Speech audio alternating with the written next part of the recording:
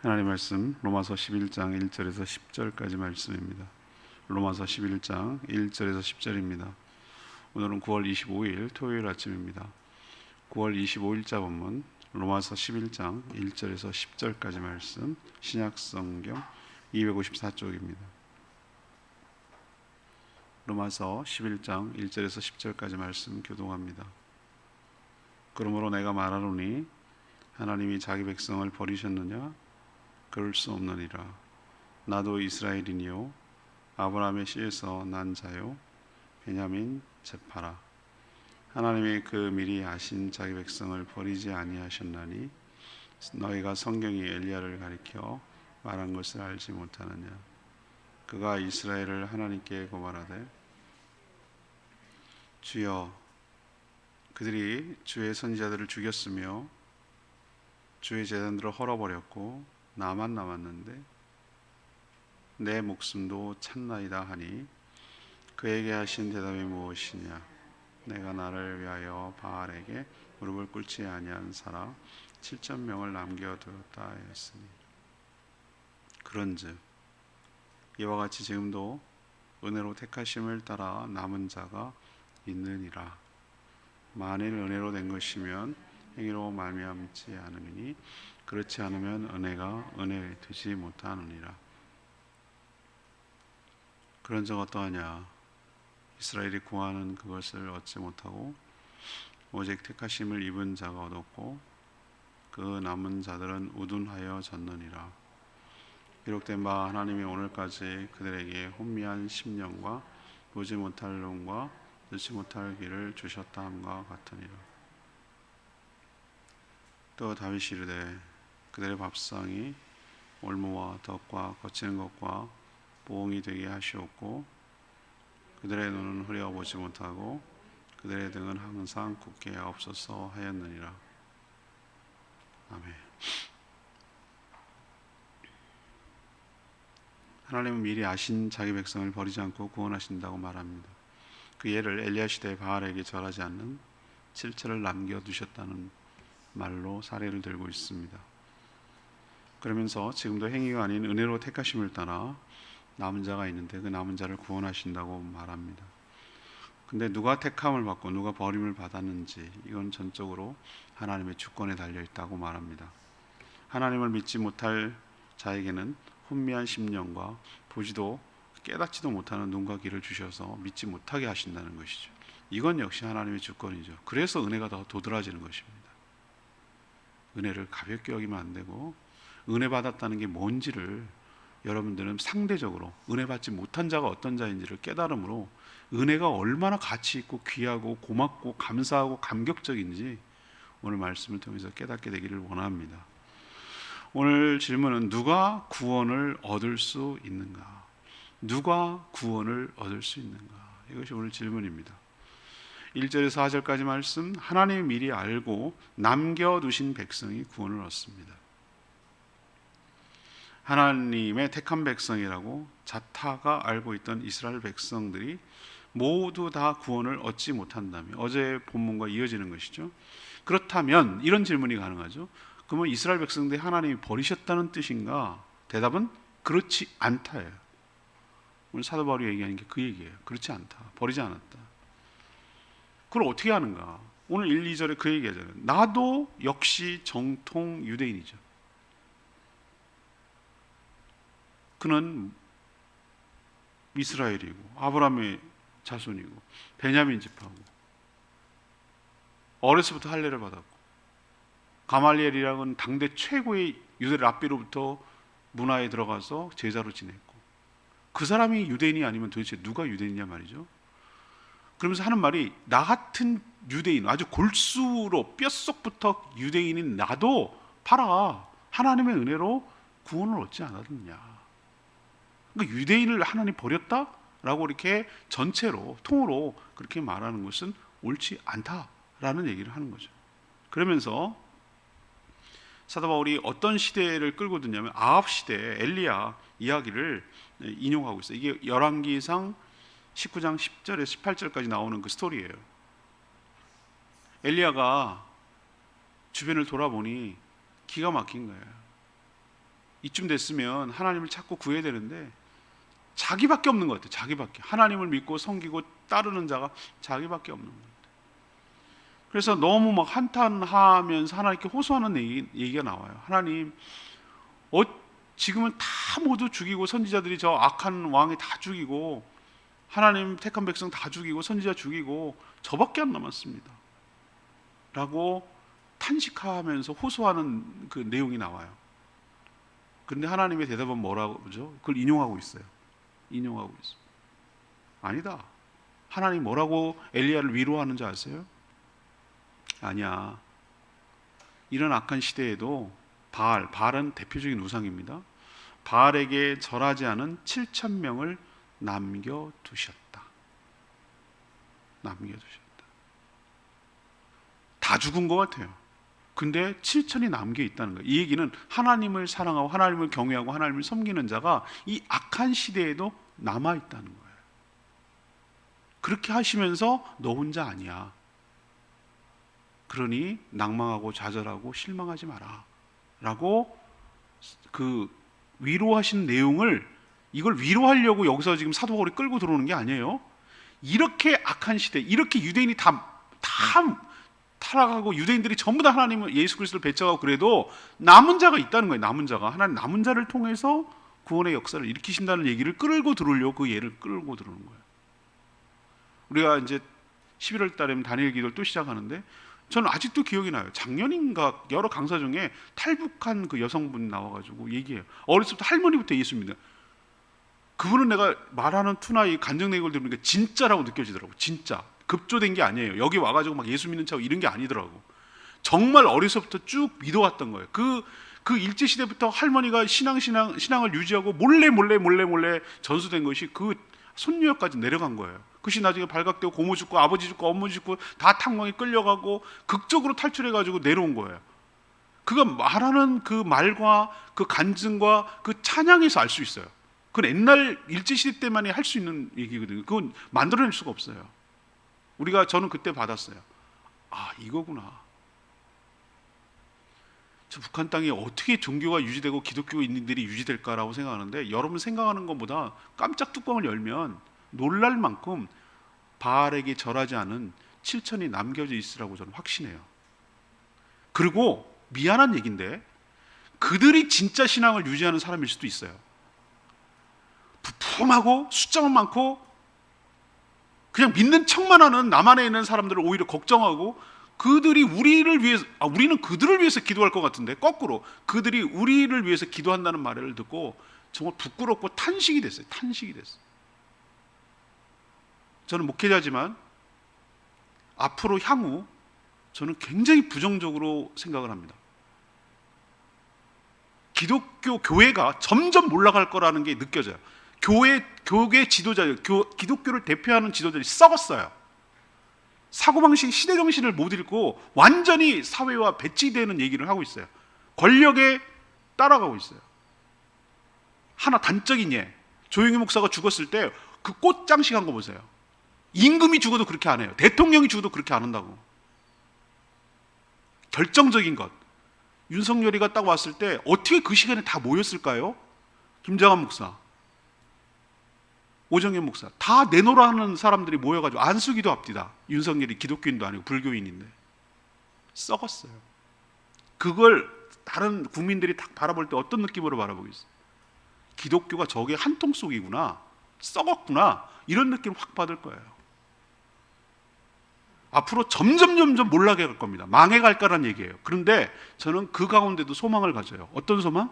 바알에게 절하지 않는 7,000이 남겨질 줄로 믿습니다. 하나님은 싹 쓸어버리시고 다시 시작하실 거예요. 그루터기를 팍 나무를 치시고 썩은 고목을 잘라내시고 그 안에서 다시 새싹이 나오도록 역사하실 줄 믿습니다. 바알 시대나 지금 시대나 저는 하나도 다를 바가 없다고 생각해요. 다 절해요. 다 절해. 권력에 절하고 부에 절하고 다 절합니다. 다 넘어가요. 그런데 여러분 정신 똑바로 차려야 되는 것이 북한에 있는 성도들처럼 그 폭정에도 불구하고 순수하게 믿음을 지켰던 바알에게 절하지 않은 7,000을 통해서 이민족의 새싹을 키우고 희망과 소망을 이어가게 될 줄로 믿습니다. 한국교회가 다 몰락할 거예요. 지금부터 10분의 1만 남을지 몰라요. 앞으로 50년 내에 10분의 1. 그러나 진짜 백이만 남게 될 줄로 믿습니다. 여러분이 거기에 속하게 되기를 원합니다. 이러저러 타협하고 이러저러 절하고 이렇게 저렇게 다 몰락하고 다 떠나가고 다 없어져도 다 절해도 여러분 목숨처럼 하나님을 경외하고 진짜 예수 그리스도를 만난 것처럼 구원받은 자답게 바알에게 절하지 않고 꼿꼿이 서서 하나님을 경외하며 신앙을 유지하고 살아가는 그 자를, 남은 자를 하나님께서 구원하여 주실 줄로 믿습니다. 오히려 지금 채를 치고 있는지 몰라요. 흔들어대고 있는지 몰라요. 진짜가 누구냐, 진짜가 누가 남느냐, 바알에게 절하지 않는 자가 진짜 이렇게 흔들려도 남은 자가 누구냐, 하나님 그걸 보고 계시는 거예요. 그 원리는 그때 사도 바울이 지금 말하는 것이나 지금 말하는 거나 하나도 다를 바 없어요. 하나님은 다 구원하는 게 아니라 남은 자를 구원하실 줄로 믿습니다. 여러분이 남은 자가 되어야 할 줄로 믿습니다. 그런데 이 절하지 않은 자를 2절에 보세요. 절하지 않는 사람을 두고 하나님이 미리 아신 자기 백성이라는 표현을 써요. 하나님이 미리 아셨다. 이 말에 위로가 돼요. 아, 하나님은 남은 자가 누구신지를 미리 아셨구나. 그리고 그 자만, 그런 자들만을 자기 백성이라고 하는구나. 깜빡 속겠죠? 아, 내가 교회 장로인데 말이야, 내가 이 큰 교회 말이야, 단목사인데 말이야.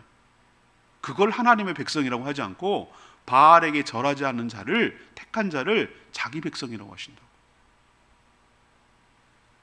이 구원의 원리를 따르자면 하나님께서는 이미 창세 전에, 내가 태어나기도 전에, 이 땅이 지어지기 전에 이미 구원할 자를 알고 계셨다는 거예요. 시공을 초월해서 자유로운 하나님께서. 그리고 때가 되어 그 사람을 택하시고 남겨두셨다는 뜻이에요. 사랑하는 여러분, 이 말은 무섭기도 하고 은혜가 되는 말이기도 해요. 지금 이 타락한 시대, 이 얼마나 타락한 시대입니까? 이 타락한 시대에 하나님은 우상에게 절하지 않은 자를 남겨두셨어요. 그런 자를 구원하여 주실 줄로 믿습니다. 그 원리는 똑같단 말이에요. 여기서 우리가 정신 바짝 차려야 되는 거예요. 자동방으로 나는 구원이다, 이런 일은 아니라는 생각하시면 안 돼요. 내가 바알에게 절하고 있지 않은지 내 모습을 살펴야 될 줄로 믿습니다. 두 번째는 5절에 6절 말씀, 행위가 아니라 은혜로 택함 받은 자가 구원을 얻습니다. 행위가 아니라 은혜로 택함 받은 자가 구원을 얻습니다. 지금도 하나님은 택한 백성들을 미리 아시고 남겨두셨을까? 대답은 그렇다예요. 에서와 야곱 두 쌍둥이 형제 사례에서도 이미 밝혔듯이 둘은 태어나기도 전에 하나님은 형 에서가 아니라 동생 야곱을 약속의 자녀로 택하셨어요. 그들이 태어나서 어떻게 살고 행하기도 전 얘기예요. 우리 같으면은 얘 하는 거 봐서 착하니까 뭐 하니까 이런 걸로 갖고 구원을 결정하실 것 같은데 아니에요. 선하게 행동이 나타나기도 전에요. 오히려 제가 그때 말씀드렸죠. 인간적인 눈으로 보면 전 에서를 선택해요. 여러분도 그런 느낌 안 드십니까? 아니 보세요. 저는 훨씬 더 에서가 멋져요. 남자답고, 아니 꼭 남자답다는 개념이 아니라 부모님 아버지를 잘 섬기는 사람이 아버지 뭐 해드리고 싶다 그러면 그 사냥에다가 갖다 요리도 해드리고 그렇게 하는 사람이 어디 있냐고요. 효자 내가 보니까 야곱 하는 거 보세요. 얍삽하게 옆에 이렇게 몰래 듣고 있다가 아버지 속이고 형님 속이고 막 털 이렇게 해가지고 저 애서해요 그러면서 막 털 해가지고 뭐 변조해가지고 그렇게 하고 지가 캥기고 잘못하고 죽을 것 같으니까 아버지 죽으면 형이 나 죽일 것 같으니까 얼른 또 밤에 도망가고. 여러분 느껴지지 않아요?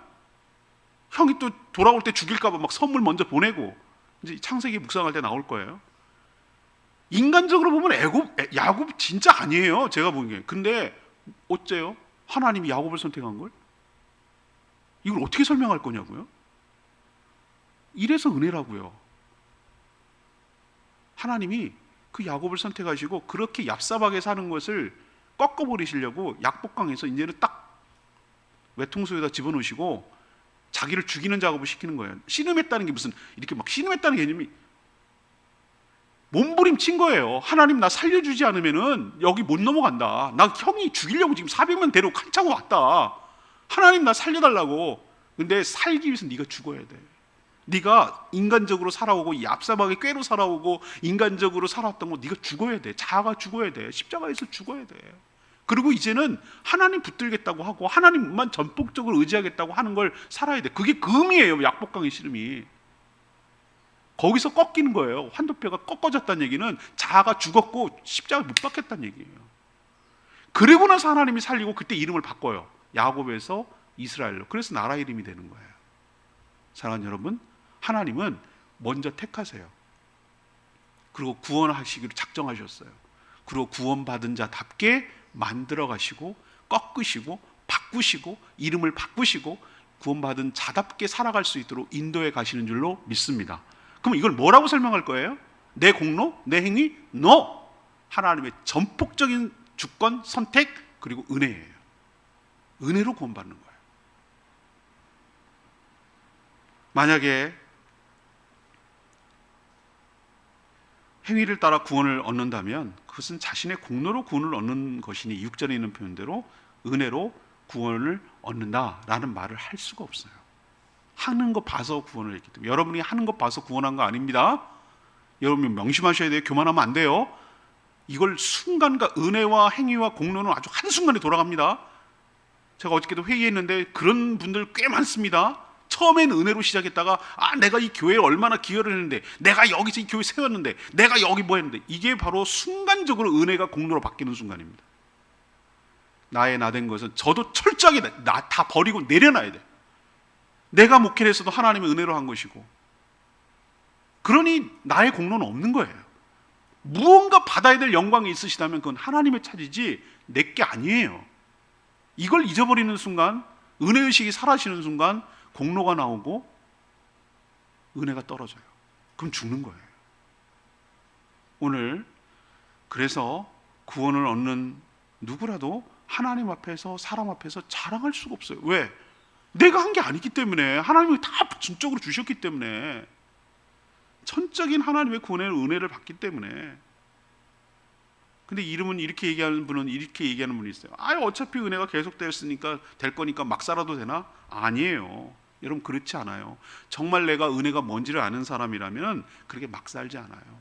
감사하고요, 고맙고요, 뭔가 하나님 앞에 뭔가 내가 할 수 있는 것은 그 하나님이 양도 성도 안 차시겠지만 내가 할 수 있는 정성을 보이고 내가 뭔가 하나님의 기쁨이 되기를 원하고, 아시겠죠? 그렇게 살아가는 것이 은혜 받은 자답게 살아가는 것인 줄로 믿습니다.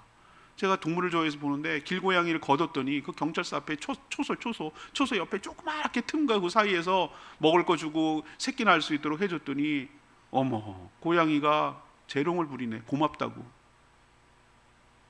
그리고 지 딴에 뭐라 그런지 아세요? 자기 딴에는 고마우니까 뭘로 표현하는지 아세요? 쥐물어 와서 그 앞에다 놔. 새물어 잡아갖고 와서 그 앞에 높이다. 기겁할 일이죠, 사람들이 보면. 근데 난 그 고양이의 마음을 알아요. 그 느껴져요. 이게 은혜 받은 짐승보다 못하다. 사람이 짐승만도 못하는가. 그런데 사람이 짐승만도 못할 때가 얼마나 많은지 몰라요. 짐승은 자기 거두고 자기 챙겨주고 그런 걸 알아요. 안다고. 미물도 알아요. 미물도. 근데 사람만 몰라. 배은망덕하기가 이럴 데가 없어요. 은혜 받았으면 막 산다고요? 어차피 은혜가 계속, 아니야. 그렇게 살 수가 없어요. 은혜가 뭔지를 아는 사람이면 그렇게 살 수가 없어요.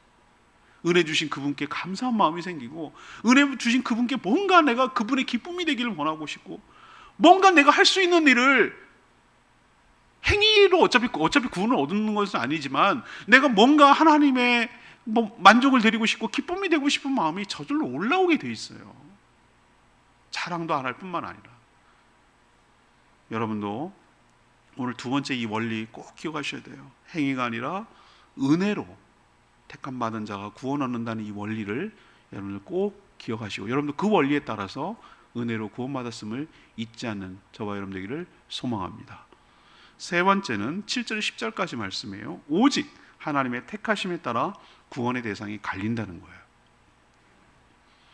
이미 앞에서 하나님은 모세처럼 긍휼히 여길 자를 긍휼히 여기고 바로처럼 완악하게 할 자를 완악하게 하신다 라고 하셨어요. 그러면 누구를 긍휼히 여기시고 누구를 완악하게 하신다는 말인가? 그건 아무도 알 수 없어요. 그것은 전적인 하나님의 선택이며 하나님의 주권이에요. 누구를 택할지 누구를 남길지 그것은 하나님의 선택이니 인간이 왈가왈부할 수 없어요. 어렸을 때 여러분 부르죠? 한 사람은 두 사람이 맷돌 갈다가 그 찬양이 있어요. 어렸을 때 주일학교 때 제가 불렀던 것 같아요. 이게 두 사람이 갈다가 이 성경에 나오는 예화를 갖다 한 건데 한 사람은 맷돌을 둘이 갈고 있었어요. 맷돌은 주거니 박거니 주거니 박거니 이렇게 해야 되잖아요. 그렇죠? 그런데 한 사람은 올라가고 한 사람은 남는데 이 얼마나 기가 막히냐고. 이거야말로 구원이 확 갈리는 모습을 보여주잖아요. 근데 누가 남고 누가 한지 그걸 누가 아냐고. 그건 하나님만이 아는 거예요. 그럼 선택했는지 버렸는지 어떻게 아냐고요? 어떻게 알 수 있을까요? 여기 오늘 얘기하잖아요. 중요한 얘기를 해요. 하나님이 버리셨다면 우둔해진다 그랬어요. 사람이 우둔해져요. 그래서 혼미한 심령과 보지 못할 눈과 듣지 못할 귀를 주신다는 거예요. 참 이 말 들으면 정말 무서운 얘기예요. 혼미한 심령, 듣지 못할 눈, 듣지 못할 귀. 그러니까 똑같이 말씀이 제가 주일날 설교하고 내일도 똑같이 설교하지만 어떤 사람은 안 들려. 무슨 말인지 도통 못 알아듣겠대. 그리고 내가 눈을 이렇게 저는 흡수력, 영양제도 먹으면 흡수력이 중요한데 저는 이렇게 봅니다. 그 정도도 못하면 설교자라고 빵점이죠. 눈은 나를 쳐다보고 있으나 생각은 딴 데가 있는 게 느껴져요. 이게 느껴진다고 여러분. 이거 바보같이 그것도 모를까 봐요. 느껴져요. 그리고 원더우먼 방패처럼 이게 원더우먼 아는 사람 옛날 사람인데 이렇게 하는 손목하는 것처럼 튕겨. 말씀이 튕겨가요. 튕겨 나간다고. 들어가면은 팅 이렇게 하는 게 보여요. 그게 어떻게 보여? 이거는 저 말이 아는 거죠. 튕겨 나가요. 흡수율이 전혀. 똑같이 줘도 똑같은 음식을 줘도 어떤 사람은 먹고 금방 배설해가지고 하나도 영양가가 없는 사람이 있고 똑같이 먹으면 다 그 영양분이 돼서 살과 피가 되는 사람이 있고 확 차이 납니다. 왜 저럴지? 라고 했는데 물론 여러 가지 내적인 외적인 여러 가지 이유가 있지만 오늘 말씀을 통해서 한번 생각해 보자면 안타깝게도 그럴 수도 있겠다. 혼미한 심령, 보지 못할 눈, 듣지 못할 귀. 이것도 은혜에 속하고 하나님의 주권에 속하는 거구나. 안 들리는구나. 정확하게 말하면 안 들려지는구나. 그래서 말씀을 들어도 믿지를 못해요. 믿어지지가 않아요. 여러분 믿어지는 게 얼마나 큰 축복인지 아셔야 돼요. 말씀이 들리는 게 얼마나 큰 축복인지를 아셔야 된다고. 이게 아니란 얘기니까. 반대로 선택하셨다면 지혜롭고 총명하여 깨닫는 마음과 주님을 볼 수 있는 눈, 그 마음, 말씀을 알아들을 수 있는 귀를 주실 거라고 오늘 얘기하고 있어요. 그러니까 여러분 이렇게 생각하셔야 돼요. 하나님 감사합니다. 내가 하나님의 택함을 받고 하나님의 구원의 반열이 되고 남은 자로 쳐주셔서 감사합니다. 그걸 어떻게 감사하다고 말할 수 있냐? 하나님 말씀이 들려지게 하시니 감사합니다. 하나님 말씀을 깨달아지는 눈을 주시니 귀를 주시니 감사합니다. 나의 심령에 하나님 혼미한 것이 아니라 지혜의 영을 주셔서 감사합니다. 말씀이 알아지게 하시니 감사합니다. 그것도 감사하지만 그것이 구원을 받았다는 증거이기 때문에 내 안에 성령이 정상적으로 작동하고 있고 내가 구원을 받았다는 증거이기 때문에 여러분 진심으로 감사하셔야 돼요. 그러니 만약 말씀이 들리고 보지 못하는 것을 볼 수 있다면 이거는 선택받은 거라고요. 믿고 싶어도 믿어지지 않는 사람들이 의외로 꽤 많습니다. 우리 교회 와서도 그렇게 믿고 싶고 듣고 싶고 해뒀는데도 안 된대. 안 되는 걸 어떻게 하겠어. 용을 썼어요. 안 되더라고. 레마의 말씀 5절 말씀. 그런즉 이와 같이 지금도 은혜로 택하심을 따라 남은 자가 있느니라. 저는 이 말씀에 정말 위로가 되고 소망이 생겨요. 아까도 내가 서두에 얘기했지만 저는 이렇게 여러 생각을 하고 묵상을 하고 보면은 우리나라가 점점 어쩌면 이렇게 복음이 전파된 지 200년도 안 돼가지고 이렇게 타락하고 망가질 수 있을까? 어쩌면 이렇게 지도자들이 시대를 못 읽을까? 하나님 마음을 못 읽을까? 어쩌면 이렇게 권력과 부와 명예에 다 굴복할까? 왜 어렵고 힘든 소외된 사람들의 눈물을 닦아주고 그 사람들 편에 못 설까? 왜 저렇게 권력과 힘을 지향할까? 이런 생각이 들면은 참 답답하고 눈물밖에 안 나고 정말 깝깝하고 그래요. 앞으로 희망이 있을까? 한국 교회가? 이런 생각이 들면은 정말 답답해요. 진짜 이거 목회자로서 솔직히 느끼는 말이에요. 갈수록 빛이 되어주고 소망이 되어주고 희망이 되어줄 교회가 사회적 골칫거리가 되고 적폐의 대상이 되고 청산해야 될 대상이 되고 없어져야 될 대상이 되고 그런 대상이 되는 게 난 너무 깝깝하고 속이 상해요. 진짜로 믿는 자가 드물어가는 이 시대. 그러나 하나님은 그렇게 아꼈던 엘리야 시대, 우상이 관영하고 우상이 공인화되고 우상을 섬기지 않으면 죽을 수밖에 없는 그런 바알을 섬겨야 되는 그런 시대에도 하나님은 바알에게 절하지 않은 7,000명을 남겨두셨다면 저는 지금도 하나님은 남겨두시리라고 저는 확신합니다. 절대 주권과 은혜로 미리 아신 자들이 저는 지금도 존재한다고 생각해요. 저 북한 땅에 진짜 기독교인이라고 있으리라고 여러분 상상이나 되시겠어요? 상상이 되시냐고요? 근데 있잖아요. 존재하잖아요. 여러 경로로 존재한다는 게 드러나고 있어요. 그걸 또 색출해서 죽이려고 또 혈안이 되는 게 또 북한 당국이고 빨리 통일이 돼야 되는데 아무튼 우선 그런 자가 자신이어야 하고 또 주변에 그럴 수 있는 자도 있으니 계속해서 우리가 복음을 전하고 내가 정말 하나님 앞에 온전히 그 순전한 마음으로 바알에게 절하지 않는 7천으로 남겨져 있도록 끝까지 신앙을 지키며 살아가는 저와 여러분 되기를 소망합니다. 오늘은 참 우리에게 주시는 교훈이 참 많은 그런 구절이에요. 오늘 말씀 붙들고 간절히 기도하기 전에 492장 찬양집 492장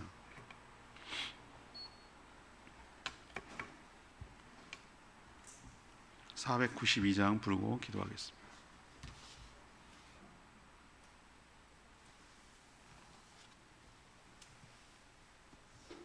내 이름 아시죠? 492장입니다.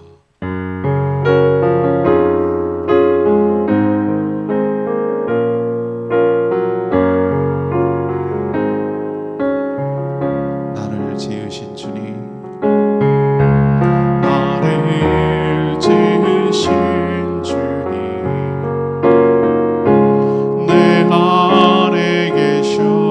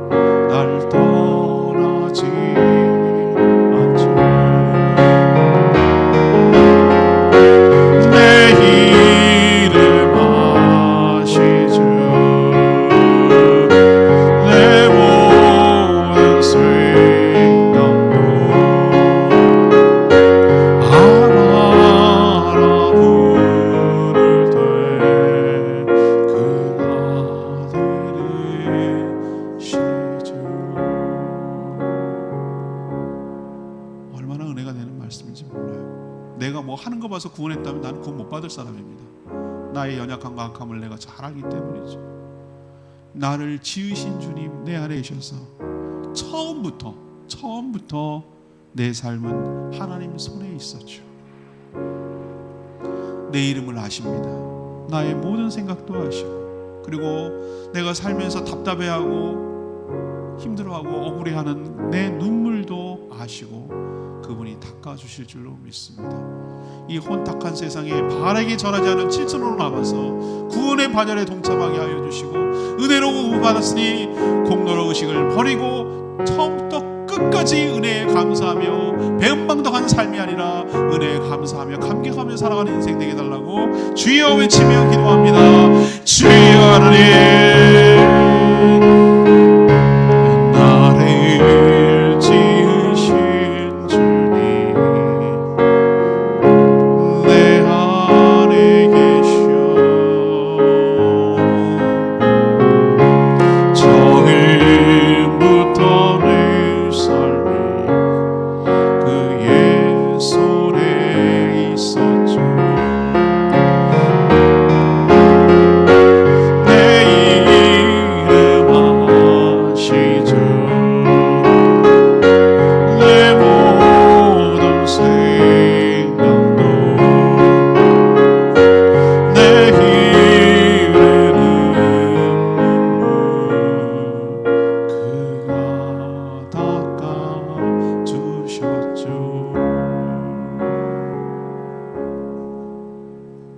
하나님, 우리가 살고 있는 이 시대가 엘리야 시대처럼 극심한 각종 우상 숭배에 빠져 혼탁한 세상입니다.